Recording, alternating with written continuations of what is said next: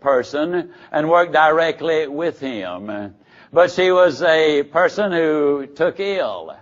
And over a period of time then, after several years, she had to quit doing the work. And Caroline, although he loved her dearly, he seldom had time to spend with her. He was always busy with his work. And then one day, she died. I took her to the cemetery. They buried her.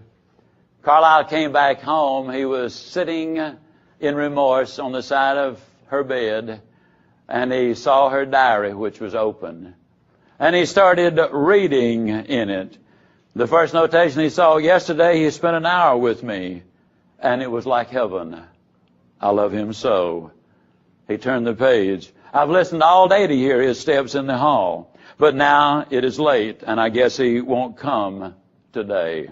Carlyle read a little more in the book, then he threw it down and ran out of the house. Some of his friends found him at the graveside, his face buried in the mud, bitterly weeping those tears. The next 15 years of his life, he did very little. He was a recluse, non-productive. I say this, I don't share this with you to hang any guilt trips on anybody. Remember, the past is exactly that. I'm talking about planning for the future. We need to invest our time well. Relationships is one of the things that are so incredibly important. One recent study revealed that of all the things people want in life, 97 8/10% of them said their family relationships, better relationships, was number one. When asked the question, how much time do you spend planning to have better relationships? How much time do you set aside for your family? And most of them came to the conclusion, or literally said, well, you know, I'm going to do it. It just seems that I never have time. Most important thing.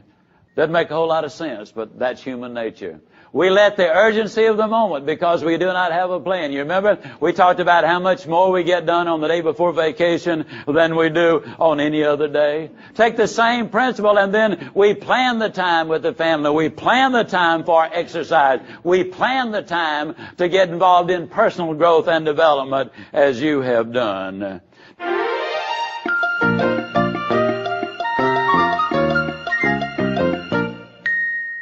Please remember, the message you just heard is copyrighted material, and reproduction in any form is prohibited by law and prevented by your integrity.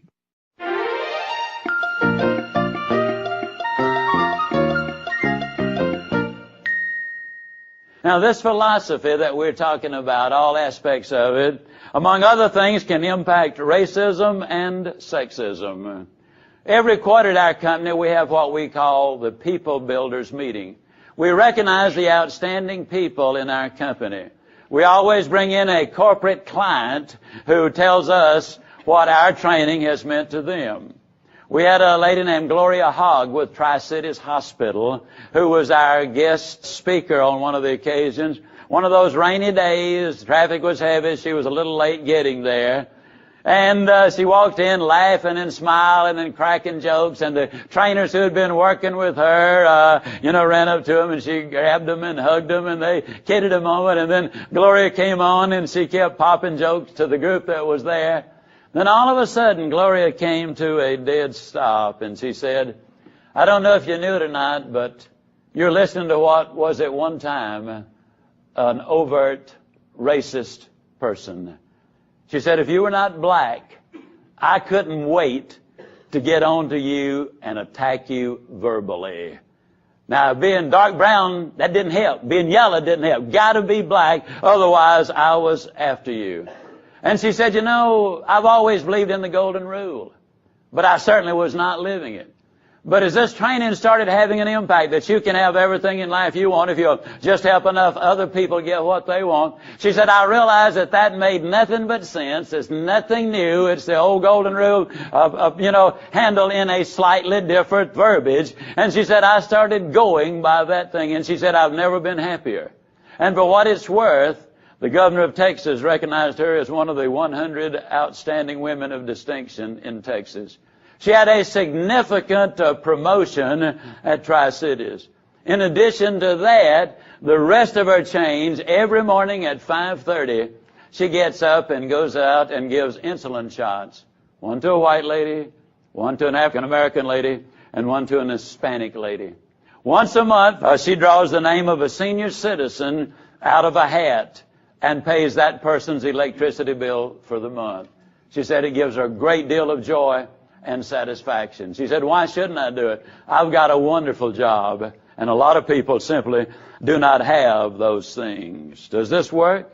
It works because it's intellectually sound, it's psychologically right, and it's the golden rule in action. It takes you away from what's in it for me to what can I do for you.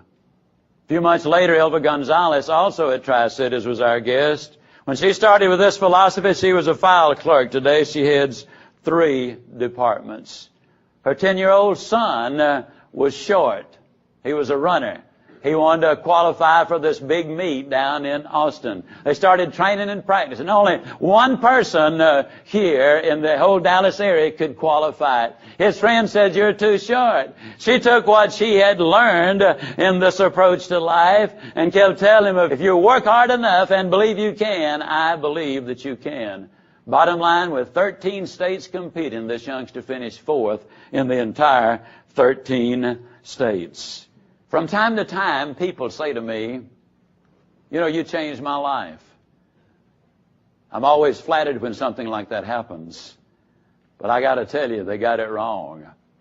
I did not change their life. The reality is we have some principles and some philosophies that are absolutely ironclad. They will work. But it is your choice. Do you put them to work?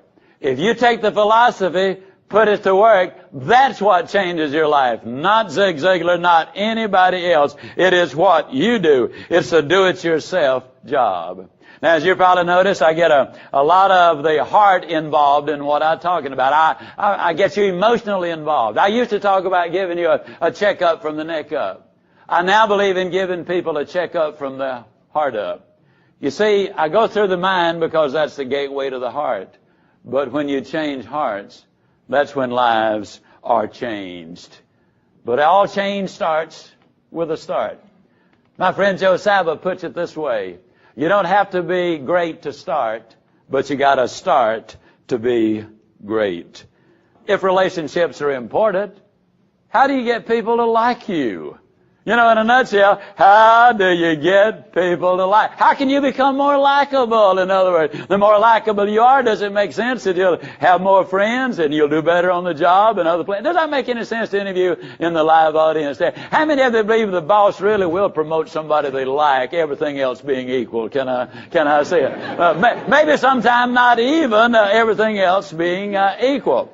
Roger Ailes, in an article in Personal Selling Power, says that what others think about you influences what you think about you.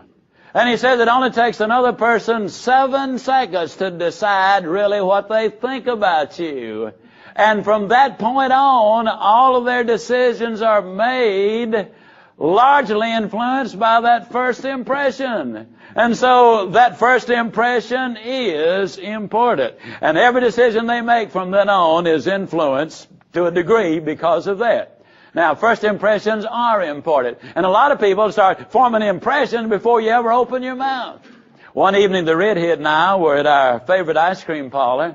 This was several years ago before I discovered that my body retains ice cream. And we were having our ice cream, and a young man and his girlfriend walked in. I nudged the redhead. I said, look at that, sweetheart.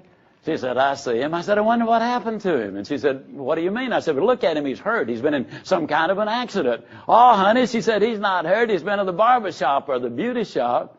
I said, are you trying to tell me that he paid money for somebody to make him look like that?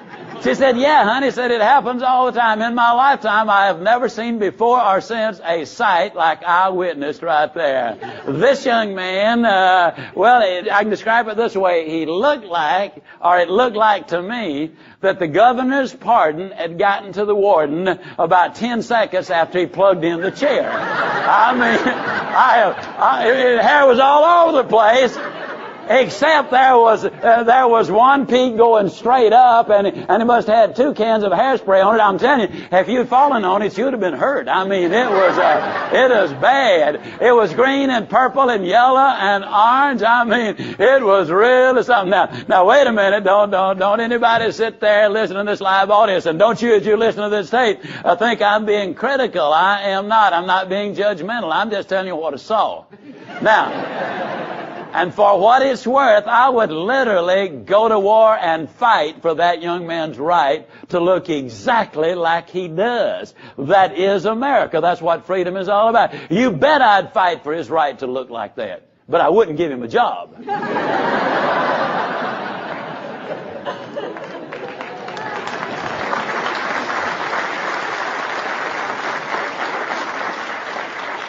And you know what's so unfortunate about that? He might be absolutely brilliant, extremely well educated, extremely creative, very, very capable. But with 98% of the people in America who have jobs to offer, he'll never get even the interview. You see, opinion has already been formed, and that opinion influences from there on in. Since your likability is important, what are some of the characteristics of the likable person? Think about, and I want you to do this, take 3 people in your own mind that you really like. I mean, you just really like them. You're attracted to them. What are the things that you really like about them? It'd probably start the temporary favorable impressions, the smile,